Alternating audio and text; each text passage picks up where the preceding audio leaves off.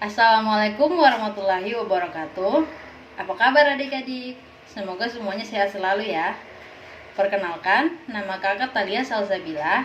Kakak merupakan mahasiswa Universitas Tadulako, Fakultas Keguruan dan Ilmu Pendidikan, Program Studi Pendidikan Biologi. Hari ini kita akan mempelajari materi bab 4, yaitu virus. Baiklah, adapun tujuan pembelajaran kita pada hari ini yaitu yang pertama, siswa mampu mengidentifikasi ciri-ciri umum virus. Yang kedua, siswa mampu menjelaskan replikasi daur virus. Yang ketiga, siswa mampu menentukan reproduksi virus litik dan lisogenik. Tahukah kalian apa itu virus? Virus adalah parasit berukuran mikroskopik yang menginfeksi sel organisme biologis. Manusia rentan dengan penyakit. Penyebabnya bisa beragam. Salah satu yang sering dijumpai adalah virus yang bersifat parasit dengan ukuran mikroskopik yang cenderung bekerja dengan cara menginfeksi sel inangnya. Virus dapat bertindak sebagai agen penyakit dan agen pewaris sifat. Sebagai agen penyakit, virus memasuki sel dan menyebabkan perubahan-perubahan yang membahayakan bagi sel, yang akhirnya dapat merusak atau bahkan menyebabkan kematian pada sel yang diinfeksinya.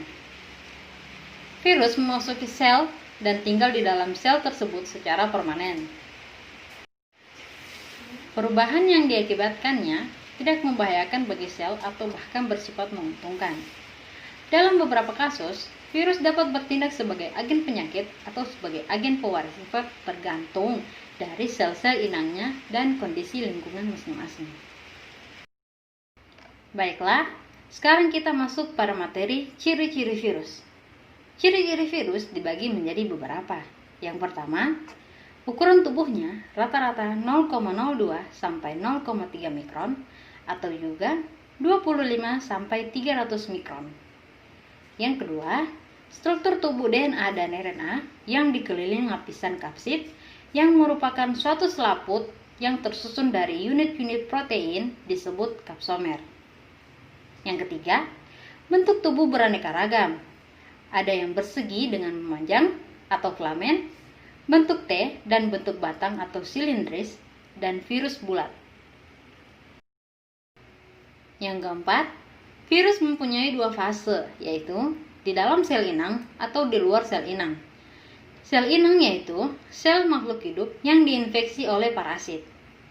Yang kelima, virus dapat dikristalkan, tetapi apabila berada pada sel dan jaringan hidup mampu mengadakan replikasi, maka virus dapat disebut sebagai makhluk peralihan.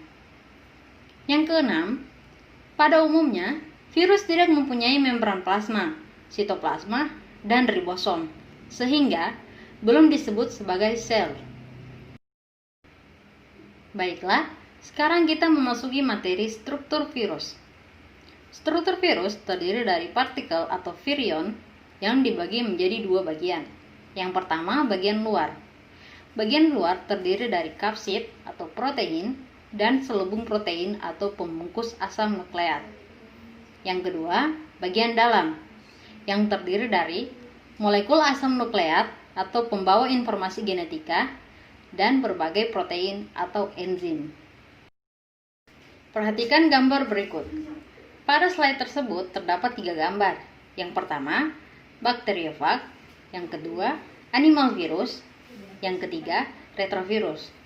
Dari ketiga gambar tersebut, masing-masing penyusunnya sama. Yang pertama, ada DNA. Yang kedua, ada kapsid protein. Baiklah, sekarang kita memasuki materi reproduksi virus. Replikasi virus atau reproduksi virus dibagi menjadi 2 siklus. Yang pertama, tahap siklus litik yang mempunyai 5 tahap, yaitu adsorpsi, penetrasi, sintesis, pematangan, dan lisis. Berikut adalah gambar siklus litik. Bisa dilihat, yang pertama yaitu tahap absorpsi. Pada tahap ini, bagian ujung ekor virus atau reseptor menempel pada dinding sel bakteri. Proses penempelan ini hanya terjadi pada virus tertentu. Jadi, Dengan kata lain, proses penempelan virus bersifat sangat khas.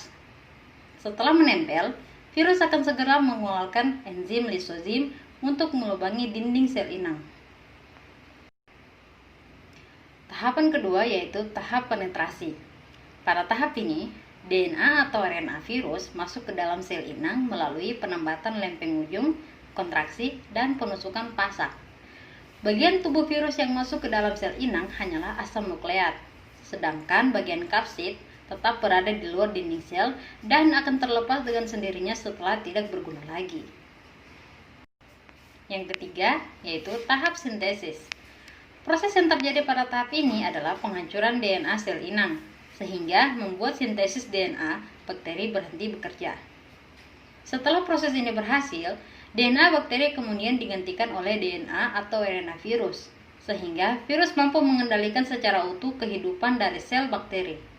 Hal ini bertujuan untuk membuat salinan asam nukleat virus dalam kurung DNA atau RNA yang kemudian membentuk berbagai komponen tubuh virus seperti ekor dan kapsid. Yang keempat, tahap pematangan. Pada tahap ini, bagian tubuh virus yang masih terpisah-pisah seperti kepala, ekor, dan serabut ekor menjadi virus yang utuh. Setelah itu, kapsid utuh yang terbentuk kemudian diisi oleh DNA atau RNA sehingga proses reproduksi berhasil menciptakan virus baru.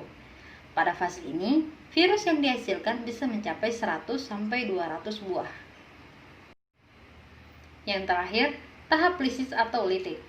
Pada tahap ini, kerja enzim lisozim tidak hanya untuk melubangi dinding sel inang saja, tetapi juga membuat dinding sel mengalami perpecahan di akhir fase reproduksi virus. Pecahnya dinding sel kemudian diikuti oleh pelepasan virus-virus baru yang telah siap melakukan replikasi ulang dengan menemukan sel inang yang baru. Yang kedua, tahap siklus lisogenik. Tahap siklus lisogenik mempunyai 4 tahap. Yang pertama ada absorpsi atau penempelan, yang kedua ada penetrasi atau penyuntikan, yang ketiga ada penggabungan, dan yang terakhir ada pembelahan.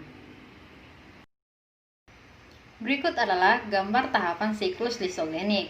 Yang pertama ada tahap absorpsi. Pada tahapan ini sama dengan yang terjadi pada daur litik. Virus akan menempel pada sel inang dan melubanginya dengan enzim lisozim. Yang kedua, tahap pematangan. Pada tahap ini juga sama seperti yang terjadi pada daur litik, di mana virus mulai memasukkan asam nukleat ke dalam sel inang dan melepaskan kapsid. Yang ketiga, tahap penggabungan. Pada tahap ini, virus akan memutus ikatan asam nukleat yang dimiliki sel inang dan masuk ke dalamnya untuk menghubungkan rantai itu kembali. Jadi, pada tahapan ini, virus tidak mengambil alih asam nukleat sel inang, melainkan membaur untuk membentuk satu kesatuan yang disebut profag. Yang terakhir, tahap pembelahan. Pada tahapan ini, asam nukleat virus yang telah bergabung dengan DNA sel inang menjadi profag. Profag hanya akan bereplikasi ketika asam nukleat sel inang bersintesis dan melakukan pembelahan. Profag ikut membelah ketika DNA bereplikasi, sehingga jumlah profag akan sama dengan jumlah DNA hasil replikasi sel inang.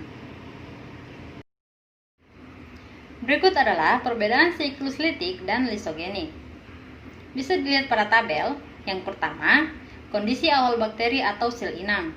Pada siklus litik tidak memiliki virulen, sedangkan pada siklus lisogenik memiliki virulen. Yang kedua, jumlah tahapan. Pada siklus litik memiliki 5 tahap. Yang pertama, absorpsi, penetrasi, sintesis, pematangan, dan lisis. Sedangkan pada siklus lisogenik memiliki 4 tahap. Yang pertama, absorpsi, penetrasi, penggabungan, dan pembelahan. Yang ketiga, kelanjutan siklus. Pada siklus litik terhenti karena sel inangnya rusak atau mengalami lisis. Sedangkan pada siklus lisogenik dapat dilanjutkan dengan siklus litik jika virulensi bakteri hilang. Yang terakhir, kondisi akhir bakteri atau sel inang. Pada siklus litik mengalami lisis atau mati.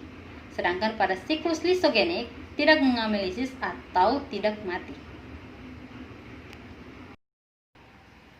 Baiklah, Sekian materi dari kakak, mungkin hanya ini saja yang dapat kakak sampaikan pada pembelajaran hari ini. Jadi, kesimpulan yang dapat diambil dari materi hari ini yaitu virus merupakan parasit yang berukuran mikroskopis yang menginfeksi sel organisme biologis.